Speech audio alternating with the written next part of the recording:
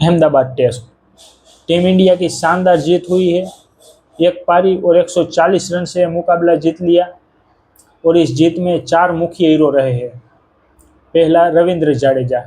रविंद्र जाडेजा ने इस मैच में एक शतक लगाया और दूसरी पारी में 4 विकेट निकाले हैं। और दूसरा केएल राहुल। केएल राहुल ने अपने कैरियर की 11वां शतक लगाया है और उसमें से 9 विदेशी सरजमी पे आया है।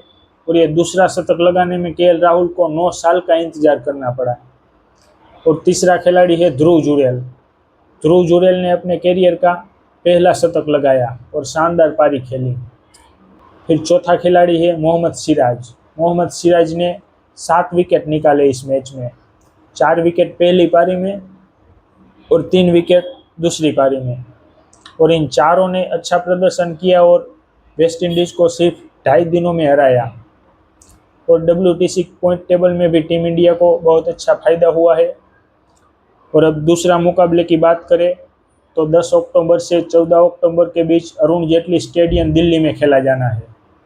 और दोस्तों, आपको ये वीडियो पसंद आया है तो लाइक, शेयर एंड कमेंट जरूर करना। और अगर आप क्रिकेट की इसी तरह की जानकारी और न्यूज़ देखना चाहते हैं तो हमारी चैनल को सब्सक्राइब एंड फॉलो जरूर कर लेना।